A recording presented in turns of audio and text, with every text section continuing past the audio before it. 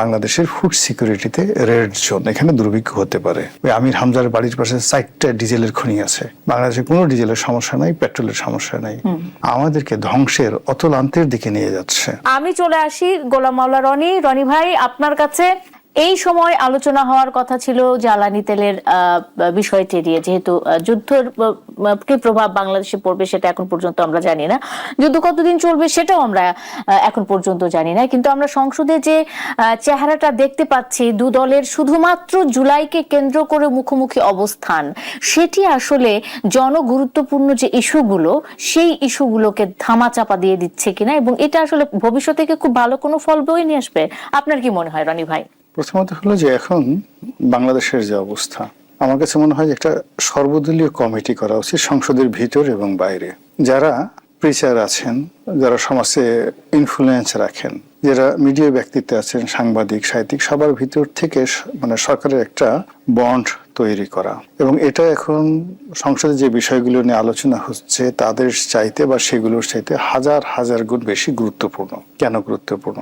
আজ থেকে মাস 3 আগে যখন যুদ্ধ শুরু হয়নি, তখন জাতিসংঘ একটা যে তাদের যে FAO, তারা একটা রিপোর্ট বের করেছে এবং সেই রিপোর্টে বাংলাদেশকে লাল তালিকাভুক্ত করেছে যে এখানে খাদ্য সংকট দেখা দিবে। 1 2 নম্বর হলো যে ডক্টর মোহাম্মদ ইউনূস যখন ছিলেন তখন IMF, ওয়ার্ল্ড ব্যাংক, জাইকা থেকে শুরু করে অন্যান্য যে ফাইন্যান্সিয়াল ইনস্টিটিউশন, তারা প্রেডিক্ট করেছিল যে বাংলাদেশে যেভাবে চলছে তাতে 3 থেকে 3.5% জিডিপি হবে, যেটা শেখ হাসিনা যখন রেখে গিয়েছিলেন ইট ওয়াজ অলমোস্ট 7%, তো তার অর্ধেক।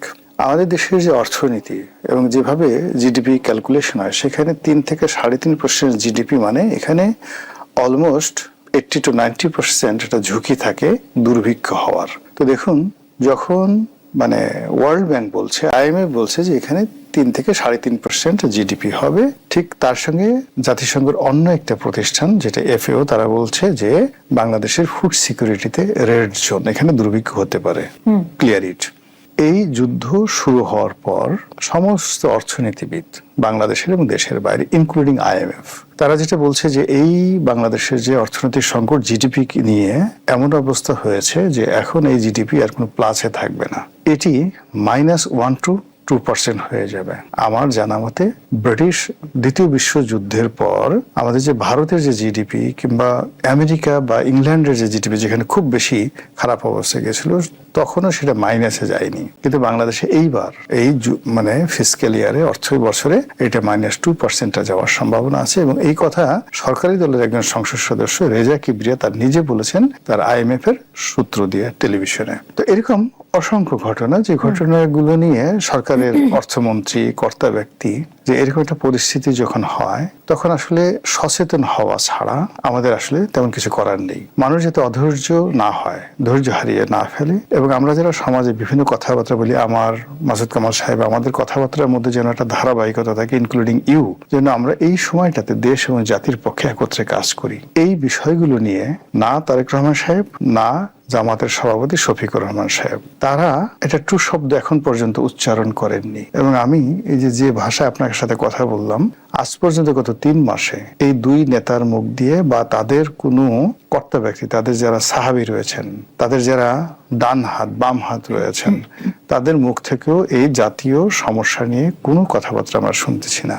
সরকারের কাছ থেকে যে কথা শুনছি সেটা হলো খাল কাটলে বাংলাদেশের সব সমস্যার সমাধান হয়ে যাবে, কোনো দুর্ভিক্ষ থাকবে না, এবং ধান, চাল, আটা, ময়দা, চিনি থেকে শুরু করে নিত্য প্রয়োজনীয় দুর্বল সামগ্রী খাল দিয়ে ভেসে ভেসে এসে টেকনাফ থেকে তেঁতুলিয়ায় এতটা ছড়ায় যাবে, শুধু লোকজন খালের তীরে দাঁড়িয়ে বস্তা ভরে ভরে সেখান থেকে তুলবে, এরকম অবস্থা মনে হচ্ছে। তাদের অবস্থা দেখে মনে হচ্ছে যে তারা যে ফ্যামিলি কার্ড দিচ্ছে, ওটা এত গুরুত্বপূর্ণ যে ওই ফ্যামিলি কার্ড যেখানে দেন, আপনি গাছের কাছে দেন, মাছের কাছে দেন, ব্যাংকের কাছে দেন, বিমার কাছে দেন, বিল্ডিং এর কাছে দেন, ওই কার্ড ছোঁয়ানোর সাথে সাথে সেখান থেকে শুধু টাকা বেরোতে থাকবে, আয় করতে হবে না। তারা ডিজেল কার্ড করছে, ভাবসব দেখলে মনে হয় এই ডিজেল কার্ড যদি ওই আমাদের যে বিভিন্ন ব্রিজ, কালভার্ট, পুল, এগুলোর যে পিলার গুলো আছে, পিলারের ঘষা দিলে ওখান থেকে তেল বেরোতে থাকবে, ডিজেল বেরোতে থাকবে, এইরকম একটা তার আনন্দ উৎসবে মানে মগ্ন।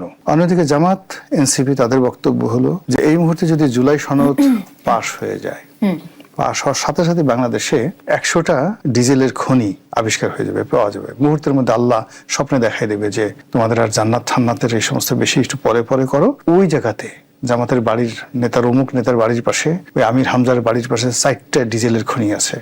খালি ওখানে টিউবওয়েল বসাবা, ভক ভক ভক ভক করে ওখানে শুধু ডিজেল বেরোতে থাকবে। বাংলাদেশে কোনো ডিজেলের সমস্যা নাই, পেট্রোলের সমস্যা নাই, শুধু জুলাই সন স্বাক্ষর করলেই হবে। আরেকজন হয়তো মনে করতেছে যে না, এখানে যদি সংবিধান সংস্কার করা হয় তাহলে আমাদের যে এখন এই মুহূর্তে অর্থনৈতিক সংকট আছে, কিন্তু এটা করার সাথে সাথে বাংলাদেশ ব্যাংক অটোমেটিক এখানে যেখানে সোনা আছে 100 গুণ সোনা হয়ে যাবে, যেখানে ডলার আছে 100 গুণ ডলার হয়ে যাবে, যেখানে টাকা আছে 100 গুণ টাকা হয়ে যাবে। ফলে এই যে তারা একটা হ্যালোসিনেশন এবং একটা ইলিউশন, ইংরেজিতে যে দুটো শব্দ বলি, এই দুটো দ্বারা সরকারি দল এবং বিরোধী দল যে হ্যামিলনের বাঁশিওয়ালার মতো করে বাঁশি বাজিয়ে বাজিয়ে আমাদেরকে ধ্বংসের অতলান্তের দিকে নিয়ে যাচ্ছে।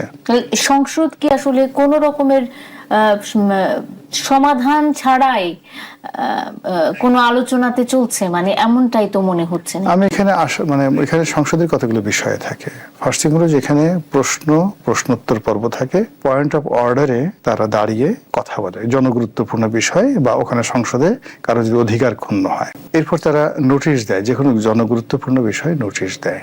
এর বাইরে রাষ্ট্রপতির ভাষণের উপর তাদের একটা আনলিমিটেড লিবার্টি থাকে তারা কথা বলার জন্য।